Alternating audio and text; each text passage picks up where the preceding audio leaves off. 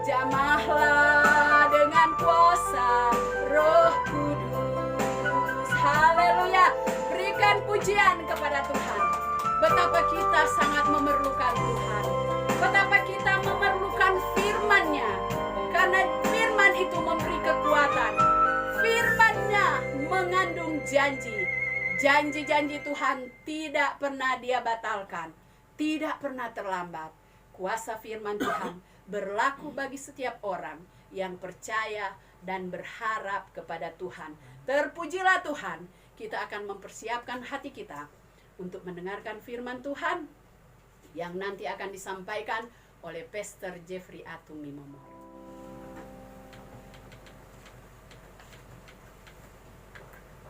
Puji nama Tuhan. Senang dapat bertemu kembali dengan saudara pada pagi hari ini.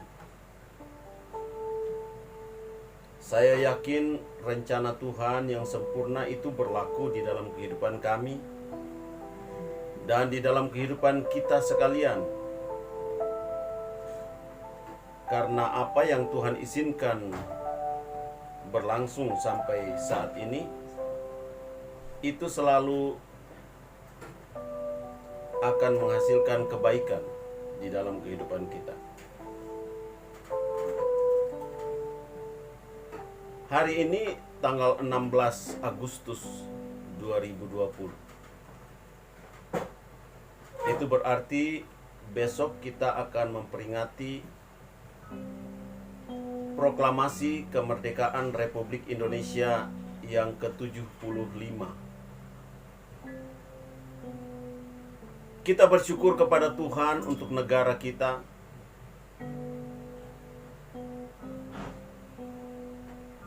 Yang terdiri dari berbagai-bagai etnis dan suku bangsa.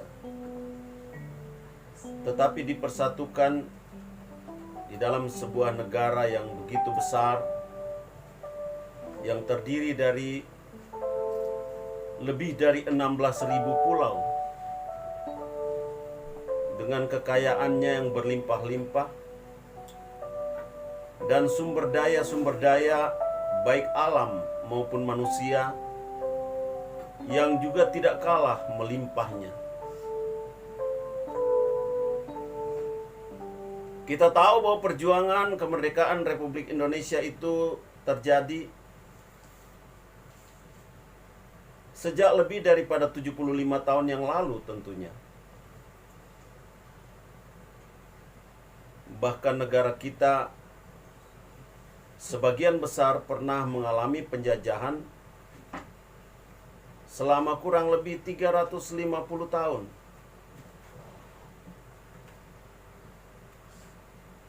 Sekalipun ada daerah yang mengklaim tidak dijajah selama itu.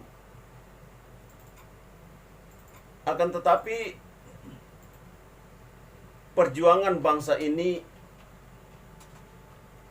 dilakukan oleh banyak anak bangsa yang terdiri dari berbagai suku dan etnis.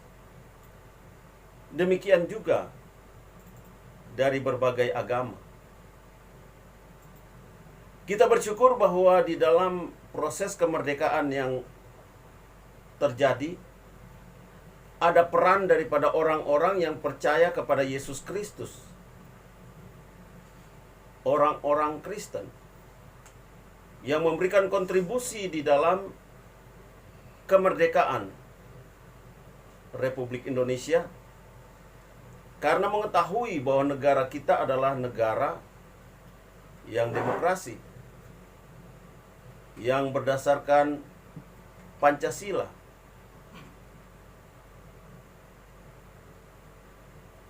Dan juga ada ungkapan di dalam bahasa Sanskerta yang menjadi falsafah negara kita, yaitu Bhinneka Tunggal Ika, yang berarti walaupun berbeda-beda, tetapi kita satu di dalam satu bangsa. Sehingga kita tidak mengenal apa yang disebut sebagai hegemoni satu kelompok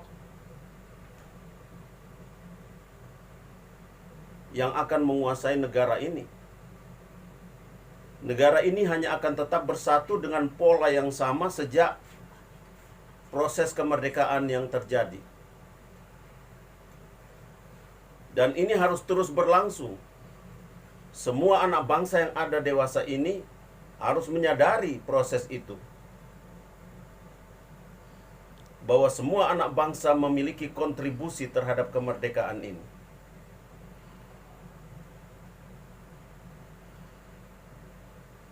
Tuhan telah menyebabkan kita ada dan lahir di daerah dan di negara ini dengan tentu ada maksud-maksud. Bukan maksud-maksud yang bersifat sementara saja, tetapi ada maksud-maksud yang bersifat kekal juga. Apabila kita melihat dari perspektif keimanan Kristiani. Pada pagi ini saya ingin membawa kita ke dalam satu pembacaan firman Tuhan yang terdapat di dalam Injil Yohanes pasal yang ke-6. Yohanes pasal yang ke-8 dari ayatnya yang ke-30 sampai dengan ayat yang ke-36.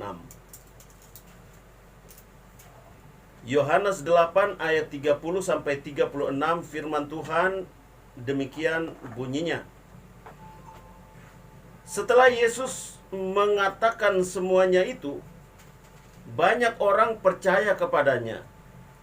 Maka katanya kepada orang-orang Yahudi yang percaya kepadanya, "Jikalau kamu tetap dalam firman-Ku, kamu benar-benar adalah murid-Ku.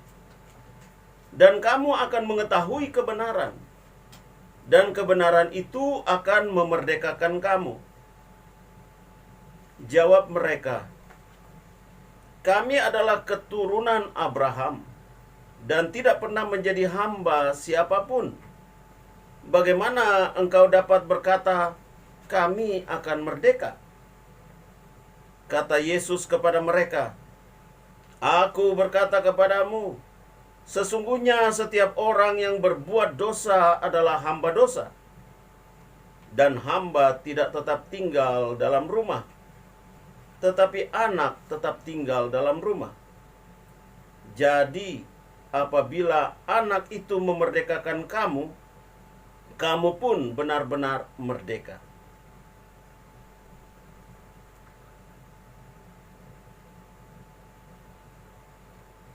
Mari kita berdoa lagi untuk menyerahkan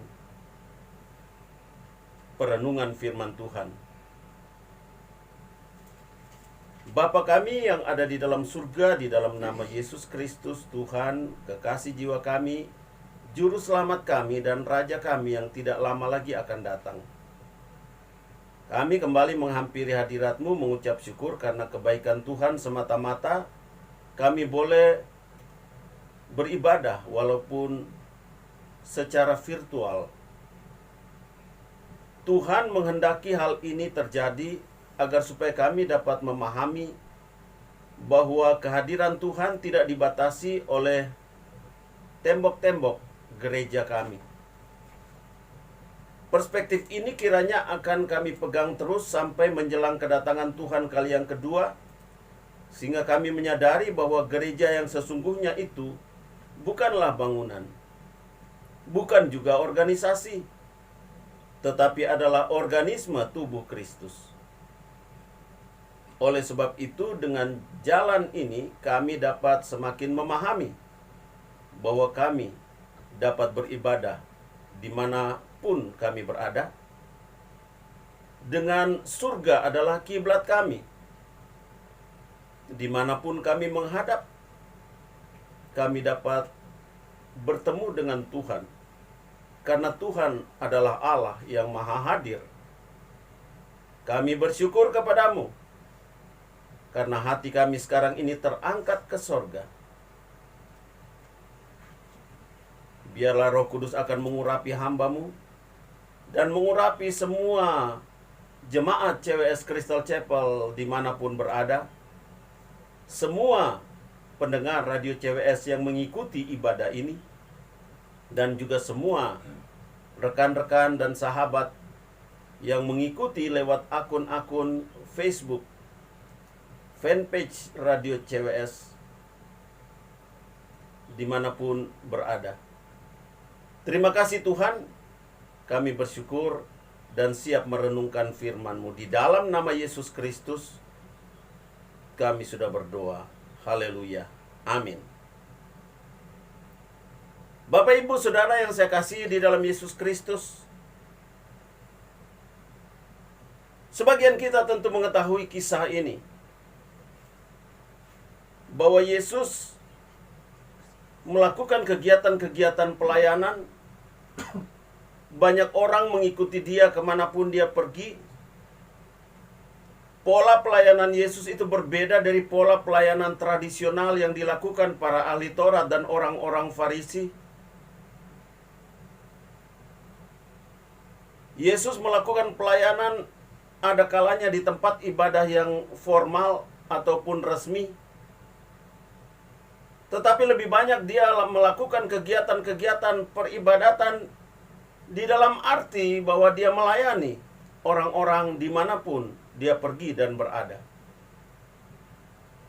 Karena itu adalah bagian daripada ibadahnya kepada Bapa Surgawi, yang diteladankannya kepada kita, untuk kita boleh mengambil hikmah daripada keteladanan tersebut.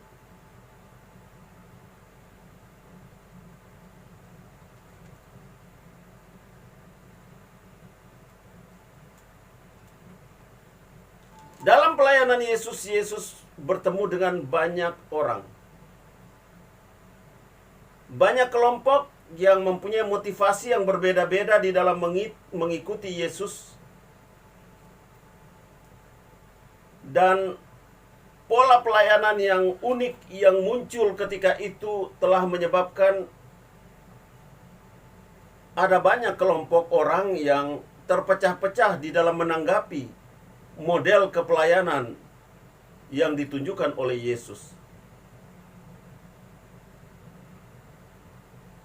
Saudara yang saya kasihi dalam Yesus Kristus, seharusnya kita kembali kepada pola kepelayanan Yesus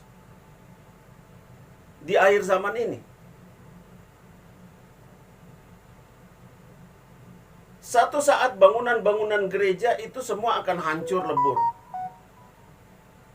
Tentu hal ini tidak enak untuk saya sampaikan. Karena dewasa ini khusus di daerah-daerah yang mayoritas beragama Kristen, berlomba-lomba membangun gereja-gereja yang indah dan diharapkan akan menjadi langgeng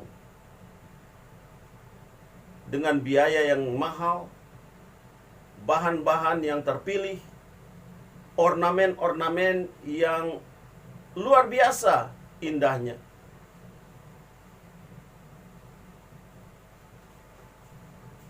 Pada waktu Yesus berhadapan dengan Bait Allah, sebagaimana pada waktu lalu telah saya sampaikan di dalam khotbah, Dia menangisi kota Yerusalem. Di sana ada Bait Allah yang begitu indah, yang diharapkan akan menjadi satu tempat ibadah yang langgeng. Tetapi Dia menubuatkan bahwa tempat ibadah itu akan dihancur leburkan. Bahkan Dia menubuatkan tidak ada satupun batu yang tersusun di atas yang lainnya dari tembok-tembok bangunan itu.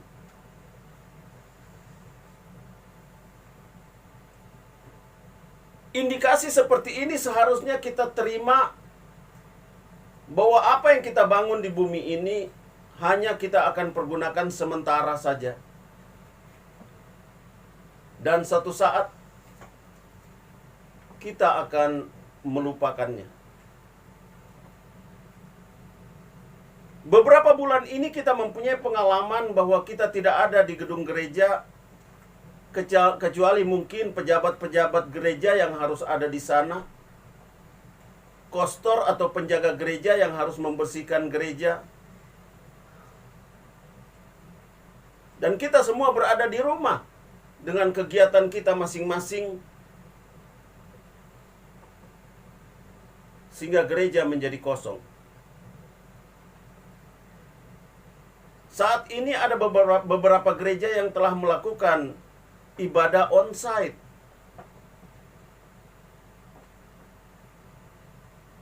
Dengan tentu saja patokan yang telah dibuat sebagai satu apa yang disebut sebagai protokol kesehatan itu dilakukan secara ketat. Karena jangan sampai ketika perkumpulan ibadah itu berlangsung dapat menjadi klaster yang baru dari penyebaran COVID-19.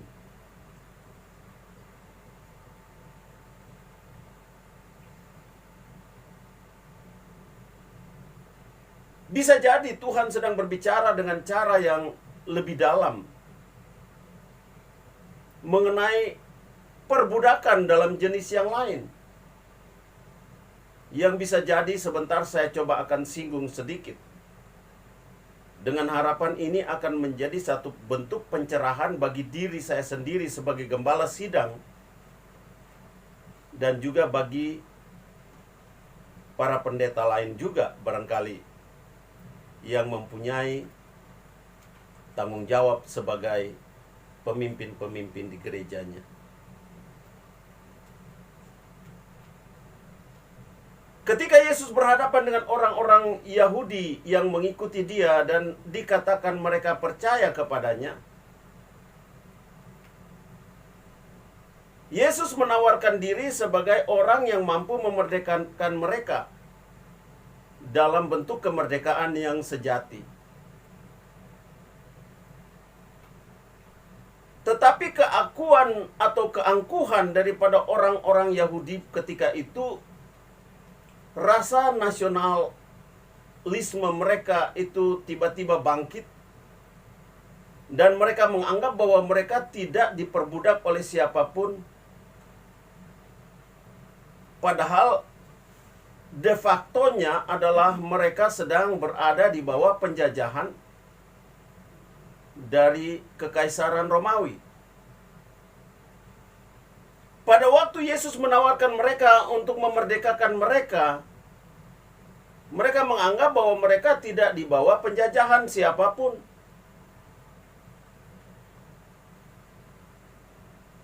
Dengan acuan bahwa nenek moyang mereka yang mereka sebut sebagai ayah mereka adalah Abraham.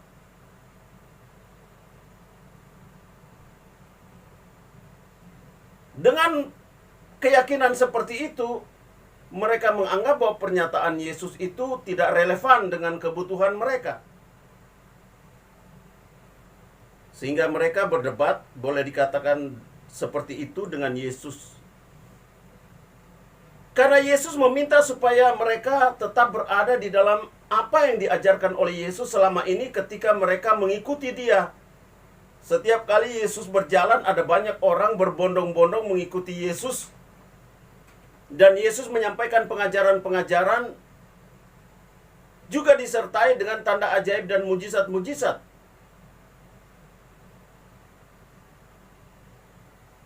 Sehingga ada harapan supaya Yesus itu akan tampil juga secara politis, maka dia akan memerdekakan mereka dari penindasan politis yang dilakukan oleh bangsa Romawi.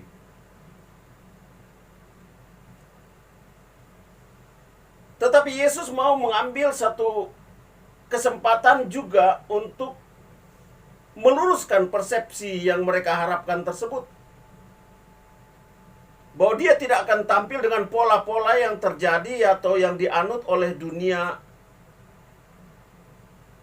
kepemerintahan pada waktu itu secara politis.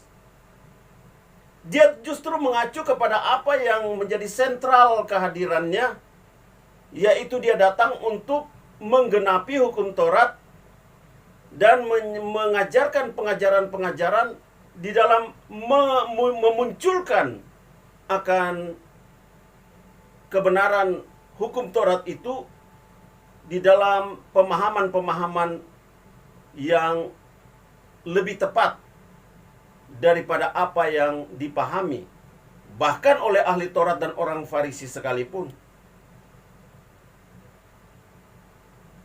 Pengajaran-pengajaran Yesus itu telah menjungkir balik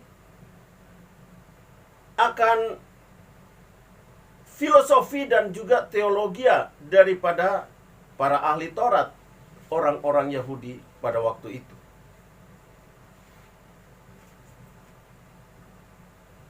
Mereka tetap memegang hukum yang mengatakan mata ganti mata, gigi ganti gigi, dan seterusnya. Pemahaman pembalasan itu lebih jahat atau lebih kejam daripada perbuatan.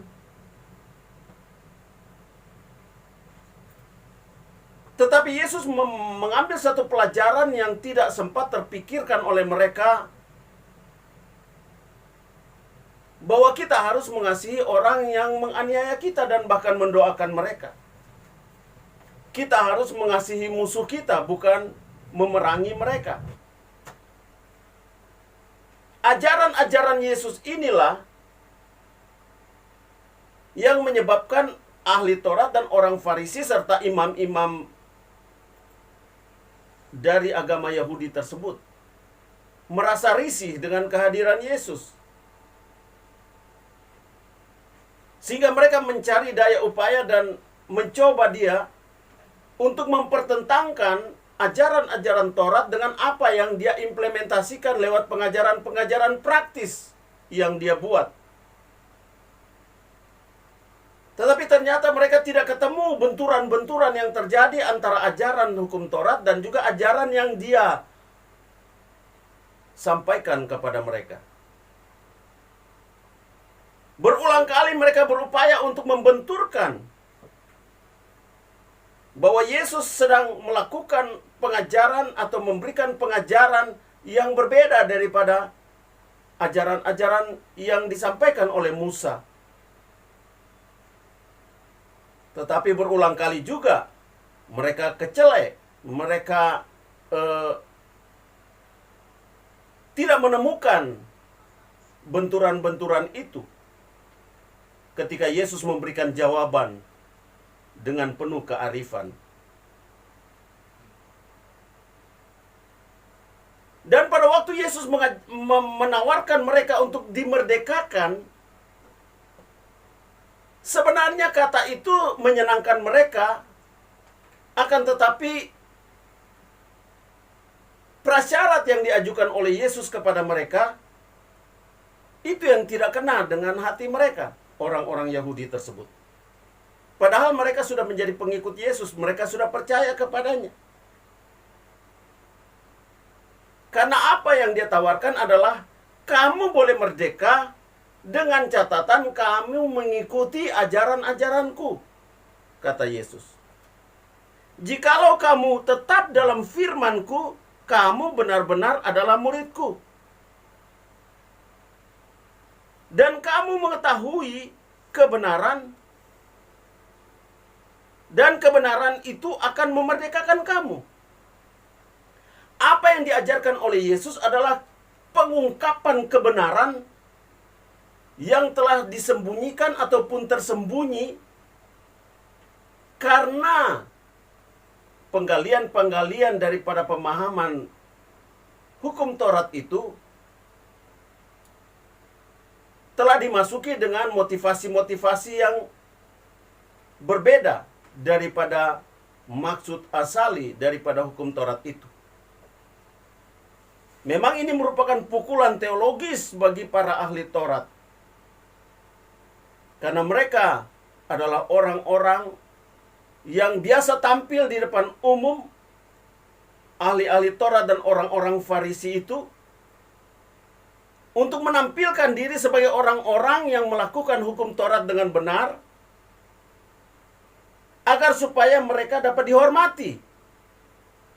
Mereka dapat memperoleh keuntungan dari penampilan-penampilan mereka yang anggun tersebut. Tetapi kebenaran yang asasi daripada hukum Taurat itu mereka tidak mau diperdalam lagi, karena mereka juga tidak ingin melakukan itu. Akhirnya Yesus harus mengecam mereka secara terus terang dengan mengatakan, kamu adalah orang-orang munafik. Kamu berkeliling dunia untuk mencari pengikut kamu, yang pada waktu mereka telah menjadi penganut agamamu, bukan menjadikan dia lebih baik, tetapi lebih jahat daripada kamu.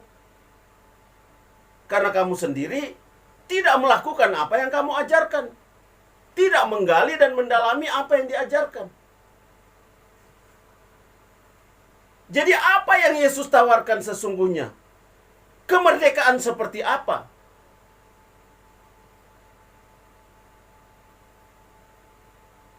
Sekurang-kurangnya ada 3 hal yang Yesus tawarkan kepada kita sekalian juga pada saat ini. Bukan hanya pada waktu itu, tetapi sekarang justru kita memperoleh pencerahan lewat penemuan-penemuan pada waktu kita memperdalam firman Tuhan dan menemukan. Bisa jadi poinnya lebih banyak daripada apa yang saya temukan, tetapi sekurang-kurangnya ada 3 hal di mana Yesus menawarkan kemerdekaan juga kepada kita semua manusia yang ada dewasa ini. Yang pertama, Yesus menawarkan kemerdekaan bagi kita dari dosa. Itulah tujuan utama juga Yesus datang ke dalam dunia ini, untuk dapat mengangkut dosa isi dunia, dengan catatan orang-orang mau datang dan percaya kepada Dia yang mengangkut dosa isi dunia. Sama dengan ketika Yesus berada di tepi sungai Yordan dan Yohanes Pembaptis sedang membaptis di sana. Pada waktu Yesus lewat, Yohanes katakan, "Lihatlah anak domba Allah yang mengangkut dosa isi dunia." Dosa daripada manusia-manusia di dalam dunia ini, yang pengertiannya adalah di dalam skala zaman, baik masa yang lalu maupun masa yang akan datang. Karena Yesus Kristus itu tidak berubah. Kemarin, hari ini, sampai selama-lamanya, Dia menawarkan keselamatan kepada semua orang. Kemerdekaan dari dosa. Di dalam Roma pasal yang ke-6 ayat yang ke-18, firman Tuhan katakan, "Kamu telah dimerdekakan dari dosa dan menjadi hamba kebenaran." Pada waktu kita percaya kepada Dia, kita menyambut Dia sebagai Tuhan dan Juru Selamat di dalam hati kita. Hati kita dibersihkan oleh Yesus. Karena Yesus katakan dari dalam hatilah manusia itu dinajiskan. Maka Dia menawarkan pengampunan dosa. Tentu saja dengan catatan kita harus membuat pengakuan. Bukan tiba-tiba Yesus masuk dan kita aman-aman saja, dari pihak kita tidak ada inisiatif juga. Memang keselamatan itu bukan satu upaya kita, tetapi kita harus memberikan tanggung jawab, respon kita terhadap Tuhan yang telah menawarkan penebusan dosa. Dengan jalan kita harus mengaku dosa kita juga. Harus ada dari pihak kita untuk berinisiatif mengaku. Dalam 1 Yohanes 1 ayat yang ke-9, kita mungkin sebagian besar sudah tahu ayat ini. Dikatakan bahwa kalau kita mengaku dosa kita, maka Allah itu setia dan adil. Dia akan mengampuni kita dan menyucikan kita dari segala kejahatan.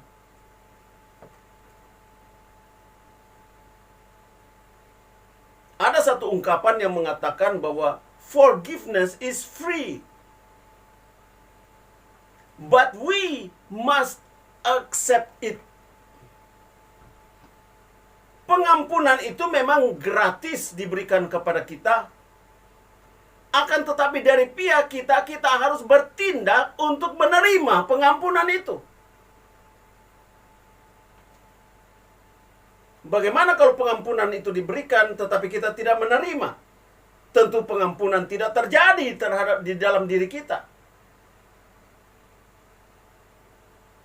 Dosa adalah penjajah manusia. Sumber dosa adalah pelanggaran atas firman Tuhan. Dan yang mempelopori akan pelanggaran akan firman Tuhan itu adalah Lucifer, yang menarik sepertiga daripada malaikat-malaikat di surga, yang menjadi roh-roh jahat yang menguasai bumi ini. Sehingga belenggu dosa itu, perbudakan dosa itu, penjajahan dosa itu dikepalai, dipimpin oleh Lucifer.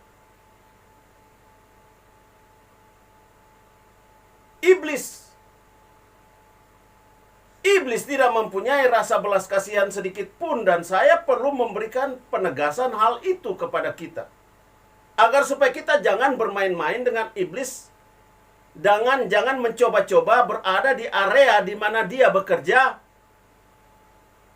Jangan mencoba-coba masuk ke dalam pikiran-pikiran yang menyesatkan yang dia masukkan dan dia banjiri di dalam pikiran kita dan hati kita.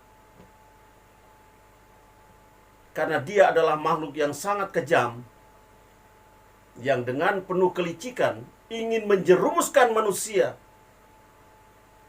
masuk ke dalam neraka bersama-sama dengan dirinya yang sudah pasti masuk neraka.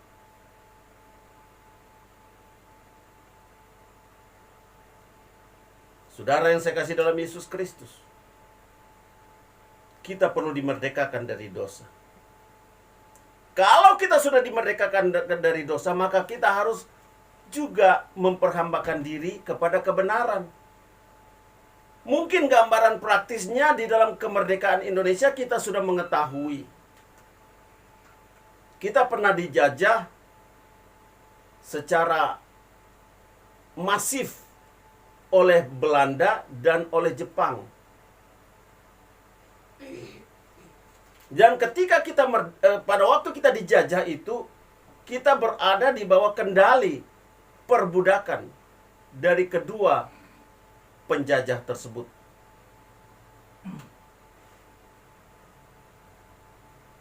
Semua yang mereka inginkan harus kita ikuti. Kalau tidak ada konsekuensi-konsekuensi, sampai kepada konsekuensi hilangnya nyawa dari sebagian anak bangsa. Tetapi setelah kita merdeka, bukan berarti selesai proklamasi kemerdekaan tanggal 17 Agustus itu segala sesuatu sudah beres. Tentu tidak seperti itu. Setelah kita merdeka, kita harus tunduk ke dalam aturan yang dibuat oleh pemerintah kita sendiri. Itu sebabnya digambarkan kita menjadi hamba kebenaran. Kita berbakti kepada negara dan bangsa kita, kepada pemimpin-pemimpin yang telah ditetapkan sesuai dengan aturan-aturan yang dibuat. Bagaimana kita menemukan pemimpin-pemimpin itu? Ada aturan-aturan, ada undang-undang dasar. Dan aturan-aturan hukum yang telah dibuat, direvisi, diperbaiki untuk disesuaikan dengan bangsa kita. Jadi selesai daripada penjajahan bangsa lain, kita tanda kutip saya berikan di sini, kita dijajah oleh bangsa kita sendiri, dalam arti kita berbakti kepada negara dan bangsa. Jadi jangan disalah mengerti, karena ini bisa menjadi satu bahasa politik yang berbahaya dan saya tidak mau masuk ke situ. Tetapi saya ingin membahasakan apa yang dikatakan oleh firman Tuhan. Setelah dimerdekakan dari perhambaan dosa, kita sudah merdeka, kita menjadi hamba kepada kebenaran. Jadi yang pertama, Yesus memerdekakan kita dari dosa, itu intinya. Karena dengan adanya dosa, kita tidak mungkin masuk ke dalam sorga, sekecil apapun. Yang kedua, Yesus memerdekakan kita dari apa? Di dalam Roma pasal yang ke-8 ayat 20 dan 21 dikatakan, karena seluruh makhluk telah ditaklukkan kepada kesia-siaan, bukan oleh kehendaknya sendiri, tetapi oleh kehendak Dia yang telah menaklukkannya, tetapi dalam pengharapan, karena makhluk itu sendiri juga akan dimerdekakan dari perbudakan kebinasaan dan masuk ke dalam kemerdekaan kemuliaan anak-anak Allah. Yesus datang ke dalam dunia ini untuk memerdekakan kita dari kesia-siaan, atau yang dibahasakan di sini adalah perbudakan kebinasaan. Kita melakukan banyak hal yang sia-sia. Itu sebabnya kita harus memilih sekarang ini setelah di dalam Kristus melakukan kegiatan-kegiatan yang bermanfaat, bukan hanya bagi kehidupan kita di dunia ini, tetapi juga sampai kepada kekekalan. Kita harus mengumpulkan harta di dalam surga, bukan di dalam dunia ini. Sekalipun di dunia ini kita membutuhkan harta di dunia ini untuk hidup kita yang sementara ini, tetapi harta utama kita perlu kumpulkan di dalam surga, di mana ngengat dan karat tidak pernah akan merusakkannya, di mana pencuri tidak mungkin akan mencurinya dari kita lagi. Kita harus lepas daripada kesia-siaan hidup. Seorang raja yang sangat bijaksana menemukan bahwa semua yang dia lakukan, yang dikejar oleh banyak orang untuk melakukannya seperti dia, ternyata ujung-ujungnya dia katakan apa? Sia-sia di atas segala kesia-siaan.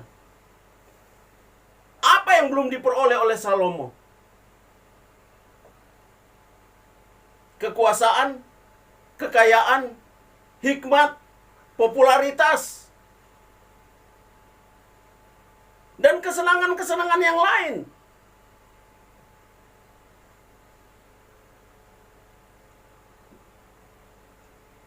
Rasa-rasanya tidak ada lagi yang dia tidak peroleh di dalam dunia ini.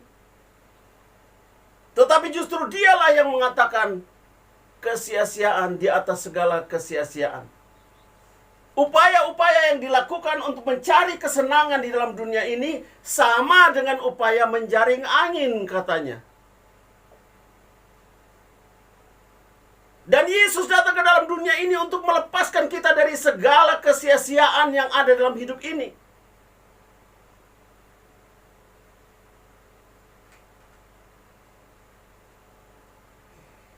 Yesus menggambarkan tentang seorang kaya raya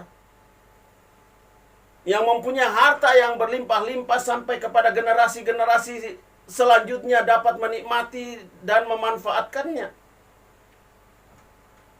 Dia mempunyai perencanaan-perencanaan yang matang, tetapi Yesus katakan, "Hai bodoh, malam ini juga nyawamu akan diambil daripadamu." Apa yang kau kumpulkan, apa yang kau peroleh itu akan menjadi milik siapa? Bukan milikmu lagi.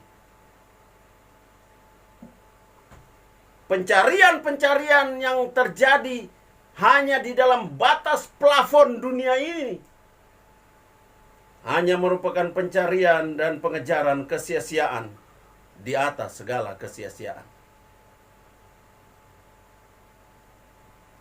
Kita mendengar konglomerat-konglomerat yang meninggal. Orang lain menikmati apa yang mereka perjuangkan. Ya bisa jadi ada anak-anaknya juga yang menikmati. Tapi boleh jadi akan terjadi permasalahan-permasalahan, kekacauan-kekacauan di dalam pengelolaan kekayaan tersebut. Sampai-sampai tidak jarang kita dengar ada orang-orang kaya yang meninggal, kemudian anak-anaknya saling membunuh satu dengan yang lain. Kesia-siaan di atas segala kesia-siaan. Dan Yesus datang ke dalam dunia ini untuk memerdekakan kita dari pencarian-pencarian kesia-siaan tersebut.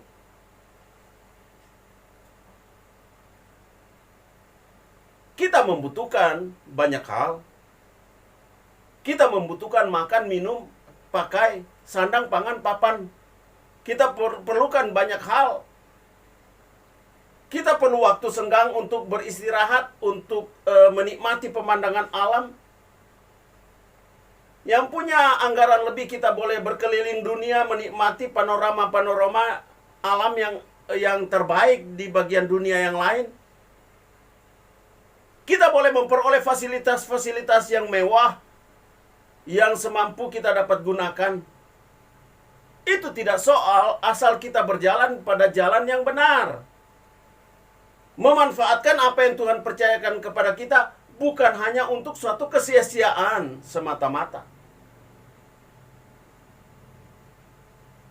Itu sebabnya saya ingin menyatakan kepada kita pada saat ini, mari kita menyerahkan semua yang kita miliki kepada Tuhan itu, agar supaya semuanya itu tidak menjadi satu bentuk penjaringan angin.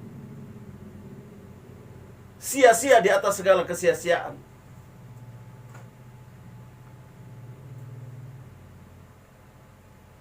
Seluruh makhluk ditaklukkan kepada kesia-siaan.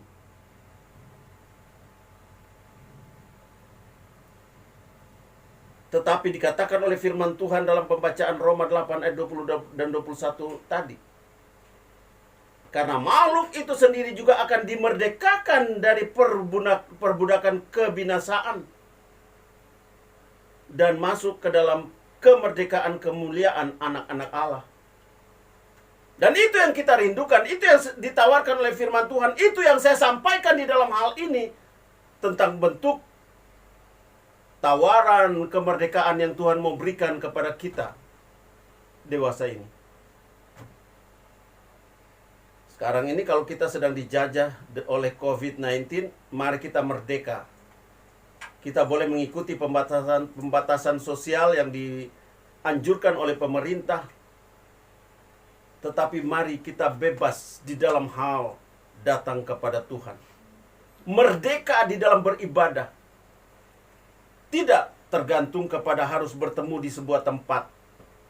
Sebagaimana yang terjadi sekarang ini, saudara, di berbagai tempat. Ketika kita menghadap Tuhan bersama-sama, kita sedang dimerdekakan dari apa yang dilakukan oleh pandemi ini.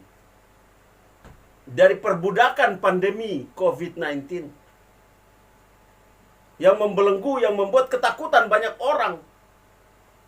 Mari kita tidak merasa takut karena hidup kita berada di dalam tangan Tuhan. Walaupun di sisi yang lain kita harus menjaga kesehatan kita juga secara arif dan bijaksana. Tetapi kita tidak dibelenggu oleh perbudakan kebinasaan tersebut atau kesia-siaan tersebut. Yang ketiga, Yesus menawarkan kemerdekaan yang seperti apa? Di dalam 2 Korintus pasal yang ke-31, 2 Korintus pasal yang ketiga maksud saya, ayat yang ke-16 sampai 18. 2 Korintus 3 ayat 16 sampai 18. Dikatakan demikian, tetapi apabila hati seorang berbalik kepada Tuhan, maka selubung itu diambil daripadanya. Sebab Tuhan adalah roh, dan di mana ada roh Allah, di situ ada kemerdekaan. Dan kita semua mencerminkan kemuliaan Tuhan dengan muka yang tidak berselubung. Karena kemuliaan itu datangnya dari Tuhan yang adalah roh. Maka kita diubah menjadi serupa dengan gambarnya dalam kemuliaan yang semakin besar. Hal ketiga yang Yesus tawarkan, yaitu kita dimerdekakan dari tipuan iblis yang digambarkan sebagai selubung yang menghalangi kita untuk melihat terang Kristus. Apabila kita berbalik kepada Tuhan, dikatakan, maka selubung itu diambil. yang menghalangi kita. Selubung ini, sebagaimana saya katakan tadi, saya mau ungkapkan sekarang, antara lain bahwa ada bentuk-bentuk upacara ritual yang kita lakukan. Seolah-olah dengan itu kita dapat berkenan kepada Tuhan, padahal itu merupakan selubung. Merupakan tipuan iblis. Keharusan-keharusan kita untuk melakukan satu pola peribadatan yang harus seperti ini menyebabkan kita terselubung dari kebenaran yang sejati.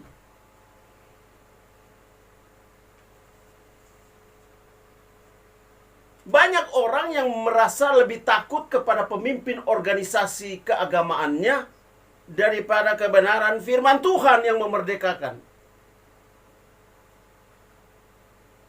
Saya berani menyampaikan ini karena saya membuktikan di dalam pelayanan-pelayanan bahwa ada orang-orang yang begitu fanatiknya dengan denominasi ataupun agama yang dia anut, menyebabkan dia tidak mau terlepas dari kungkungan ketakutan itu, dan selubungnya dilepaskan lewat kebenaran firman Tuhan. Itu sama dengan apa yang dipercakapkan antara Yesus dan orang-orang Yahudi yang mengikut dia tadi. Mereka mempunyai selubung dengan mengatakan bahwa mereka adalah keturunan Abraham, berarti mereka adalah orang merdeka. Padahal mereka sedang dikungkung dengan berbagai aturan-aturan yang diajarkan oleh pemimpin-pemimpin agama mereka, yang justru menambah aturan-aturan tambahan di dalam implementasi hukum Taurat itu tanpa disadari oleh umatnya adalah untuk kepentingan daripada pemimpin-pemimpin umat itu. Dan bisa jadi dewasa ini sudah sedang terjadi juga hal yang sama dengan yang dilakukan oleh para ahli Taurat dan orang-orang Farisi serta imam-imam bangsa Yahudi pada waktu itu. Bisa jadi sedang terjadi juga di dalam berbagai organisasi gereja saat ini, di mana mereka membuat aturan-aturan yang membelenggu dan yang menyelubungi jemaatnya dengan berbagai peraturan yang begitu ketat, sehingga jemaat merasa takut kalau bertobat sungguh-sungguh.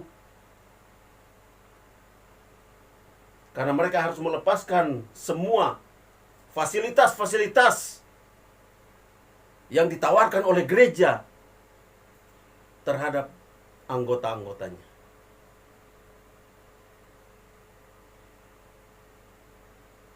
Mau tidak mau saya harus berbicara seperti ini karena saya merasa prihatin dengan di dalam pelayanan bertemu dengan orang-orang yang masih terbelenggu tanpa mereka sadari, yang masih tetap terselubung pandangannya terhadap suatu kebenaran karena mereka berhadapan dengan aturan-aturan yang begitu ketat yang tanpa disadari mengintimidasi mereka untuk tetap berada di sana.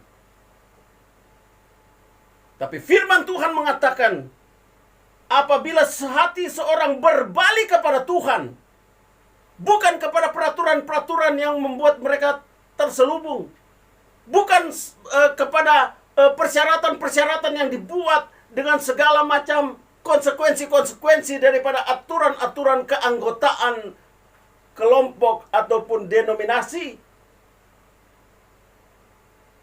maka pada waktu mereka berbalik kepada Tuhan, mereka dibebaskan dari semua aturan ini dan jiwa mereka merdeka. Roh mereka dimerdekakan. Dan dikatakan di sini bahwa mereka akan diubah menjadi serupa dengan gambar Kristus dalam kemuliaan yang semakin besar. Oh, tawaran firman Tuhan terhadap kita yang mau dimerdekakan dari tipuan iblis yang juga masuk di dalam aturan-aturan organisasi.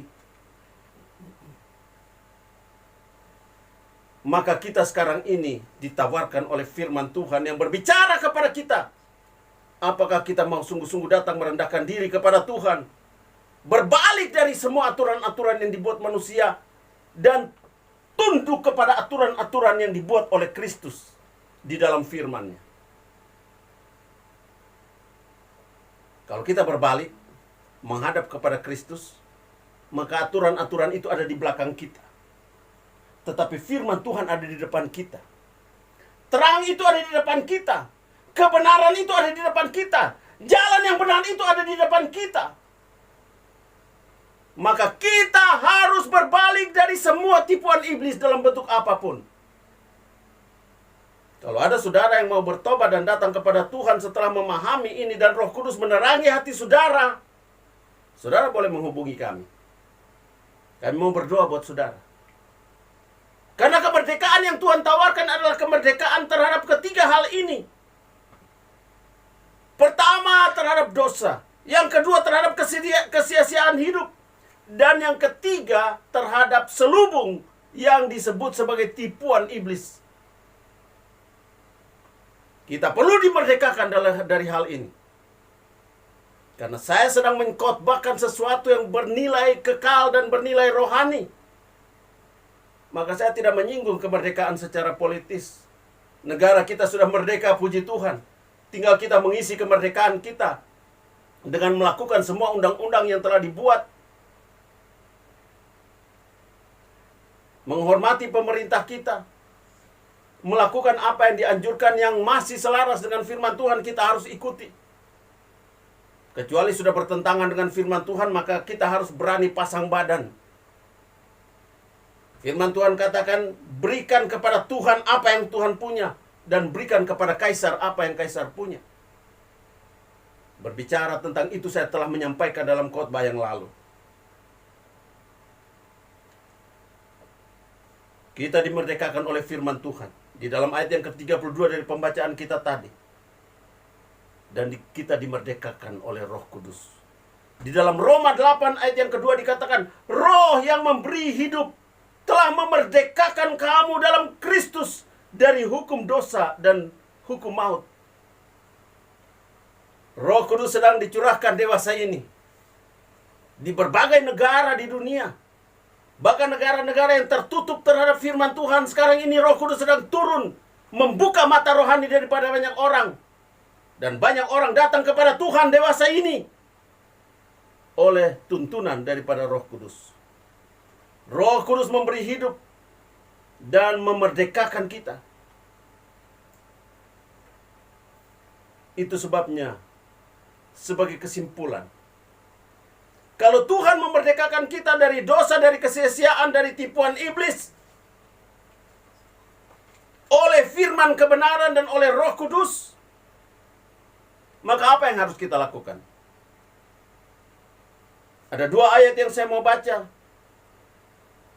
yang harus kita lakukan. Dalam Galatia 5 ayat yang ke-13. Dikatakan demikian, saudara-saudara, memang kamu telah dipanggil untuk merdeka. Tetapi janganlah kamu mempergunakan kemerdekaan itu sebagai kesempatan untuk kehidupan dalam dosa. Melainkan layanilah seorang akan yang lain oleh kasih. Kita harus mengimplementasikan agape. Kasih ilahi itu harus terpancar di dalam dan melalui kehidupan kita. 1 Petrus 2 ayat yang ke-16. Hiduplah sebagai orang merdeka, dan bukan seperti mereka yang menyalahgunakan kemerdekaan itu untuk menyelubungi kejahatan-kejahatan mereka. Tetapi hiduplah sebagai hamba Allah. Hiduplah di dalam pelayanan kasih seorang terhadap yang lain, dan hiduplah sebagai hamba Allah yang menundukkan diri kepada Tuhan di atas segala yang dipertuan, Raja di atas segala raja, yang tidak lama lagi akan datang ke dalam dunia ini. Semua yang sedang terjadi dewasa ini, kerusuhan-kerusuhan di berbagai negara yang tadinya tidak sempat dipikirkan, tidak sempat terprediksi. Pandemi yang melanda dunia dalam bentuk COVID-19 yang diberi nama seperti itu. Berbagai fenomena alam yang sudah sedang terjadi. Dan berbagai hal yang bisa akan terjadi di waktu yang akan datang ini. Harus mempersiapkan kita untuk memandang kepada tujuan akhir hidup kita. Sebagai orang yang merdeka, yang tunduk terhadap kebenaran, yang mengimplementasikan kasih, yang menjadi hamba kepada kebenaran, hamba daripada Tuhan, hamba daripada Kristus, karena Kristus memproklamirkan dirinya sebagai kebenaran. Yesus adalah kebenaran. Kalau kita memperhambakan diri kepada Allah, kita memperhambakan diri kepada Allah Tritunggal, Bapa, Putra, dan Roh Kudus, dan kita memperhambakan diri kepada kebenaran. Kiranya firman Tuhan yang disampaikan pada saat ini akan merupakan satu bentuk perenungan kita pada saat nanti kita akan memperingati ulang tahun kemerdekaan Republik Indonesia yang ke-75. Di mana memang dianjurkan kalau bisa kita juga mengikutinya di dalam perenungan pribadi sesuai dengan iman kita, yaitu kita boleh berdoa pada tanggal 17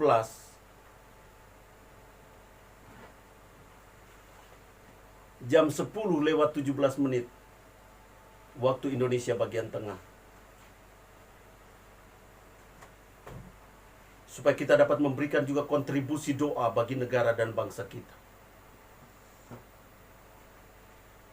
Kita mengucap syukur kepada Tuhan untuk kebenaran firman pada siang hari ini. Roh Kudus kiranya akan memeteraikan ini di dalam hati kita sekalian. Saya memang terbatas dalam memberikan penjelasan secara lebih mendetail.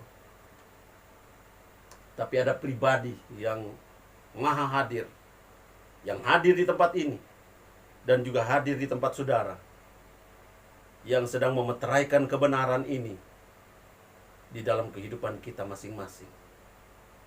Tuhan Yesus memberkati kita.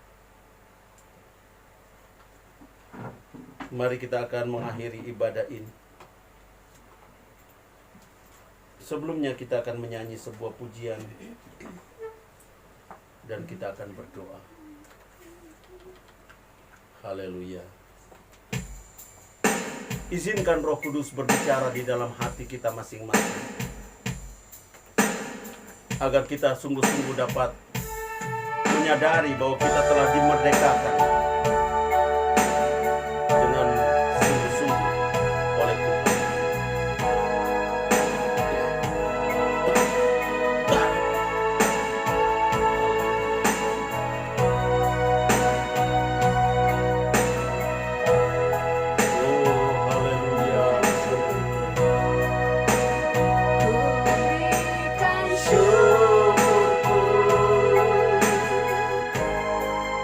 Buat kebaikan-Mu, ku berikan syukurku. Buat pertolongan-Mu, sebab Kau jadikanku berharga di mata-Mu. Kau Bapa yang baik,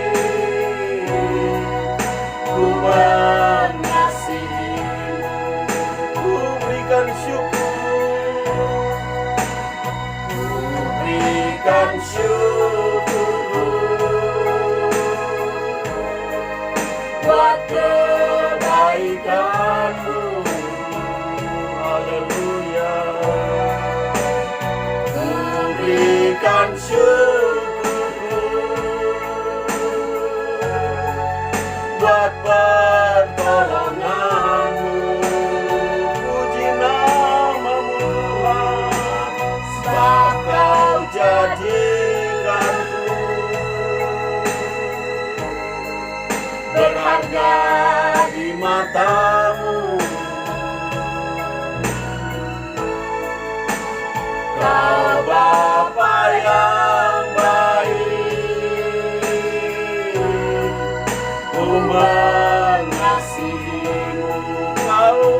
yang baik.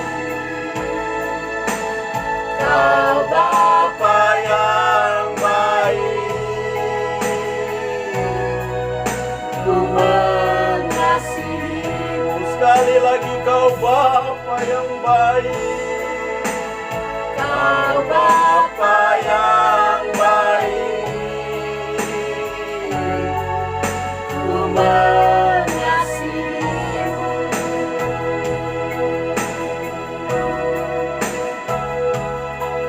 Oh haleluya, Bapa dalam surga, kami bersyukur karena Tuhan memberikan kami kesempatan untuk beribadah. Dan Engkau telah menyertai ibadah kami ini dari awal sampai di penghujungnya. Terima kasih untuk kehadiran-Mu ya Roh Kudus. Baik di Studio 1 Radio CWS maupun di berbagai tempat dari saudara-saudara yang mengikuti lewat mendengarnya melalui radio CWS ataupun lewat akun-akun Facebook secara live. Terima kasih Tuhan. Kami bersyukur karena negara kami ini boleh terus bertahan sampai dewasa ini di dalam berbagai bidang kehidupan. Memasuki usia kemerdekaan yang ke-75 besok adalah karena anugerah Tuhan semata-mata. Engkau tidak pernah tidur.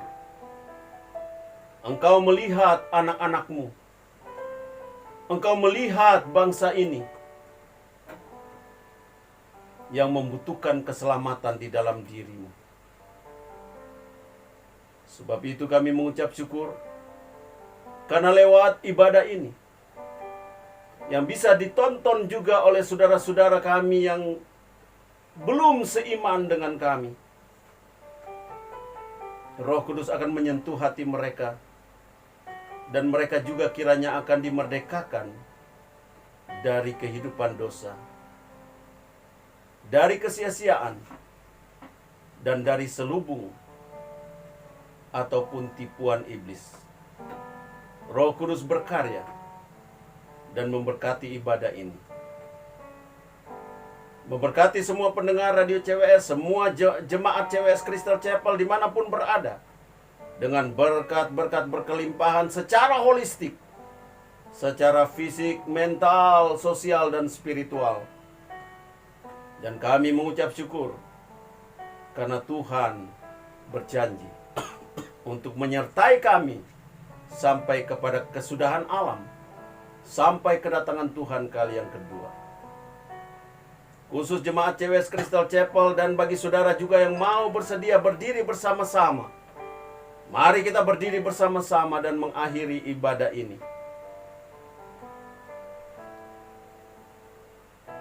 Berkat-berkat Tuhan turun ke atas kami sekalian lewat usaha pekerjaan yang kami lakukan. Memakai kami sebagai alat-Mu untuk menjadi saksi kepada orang-orang lain, sementara kami terus bertumbuh di dalam iman kami kepada Kristus. Biar firman Tuhan dapat menjadi makanan kami setiap hari yang memberikan asupan gizi rohani bagi kami. Dan tarikan nafas doa kami terus akan kami lakukan demi jiwa-jiwa lain yang perlu datang kepada Tuhan. Berikan kekuatan kesehatan dari semua jemaat Tuhan dan semua saudara yang mengikuti ibadah ini. Dan berkat Tuhan yang berlimpah-limpah tersebut akan menjadi bagian kami untuk menjadi saluran berkat bagi orang-orang lain juga. Terpujilah nama Tuhan. Mari kita mengangkat tangan-tangan kita bersama-sama, saudara. Oh Tuhan Yesus melihat setiap tangan yang terangkat. Tuhan menyambut tangan-tangan kami yang kami lakukan gerakan ini bukan hanya satu kebiasaan belaka. Tetapi kami melakukan dengan iman sebagai wujud penyerahan diri kami secara total kepada Tuhan. Tuhan menyambut tangan-tangan kami, memegang erat-erat, membimbing dan menuntun kami ke arah yang terbaik dari kehidupan kami. Memberkati semua karya-karya yang akan kami hasilkan. Memakai kami sebagai alat untuk juga menjadi saluran berkat untuk orang lain. Maka dengan demikian, saudara-saudara yang saya kasihi di dalam Yesus Kristus, kasih karunia yang luar biasa dan kekal dari Bapa Sorgawi, kasih sayang dan belas kasihan dari anaknya yang tunggal, Yesus Kristus, Tuhan dan Juru Selamat satu-satunya, kekuatan yang luar biasa, damai dan sukacita yang terus berkobar-kobar, serta pemberdayaan oleh Roh Kudus, Ketiga yang esa, Bapa, Putra, dan Roh Kudus, menyertai kita sekalian mulai saat ini, sampai besok, sampai minggu depan, dan bahkan sampai Maranatha, saat Tuhan Yesus Kristus datang kembali kali yang kedua. Kita lantunkan haleluya, amin.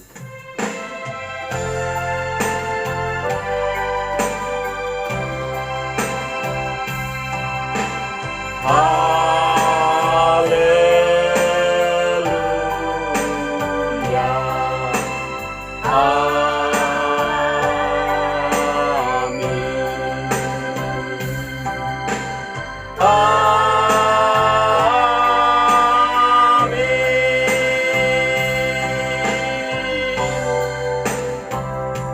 amin. Tuhan Yesus memberkati saudara-saudara. Sebelum kita berpisah, saya ingin menyampaikan bahwa kita akan mengadakan ibadah on-site nanti, rencananya pada awal bulan September, dengan memulai ibadah pada jam yang sama, dan juga di dalam kegiatan ibadah yang singkat, dimulai dengan perjamuan kudus. Bagi jemaat CWS Crystal Chapel dan bagi saudara-saudara yang ada di Manado, yang juga dapat menghadiri ibadah tersebut, kita menggunakan atau melakukan protokol kesehatan di dalam ibadah tersebut.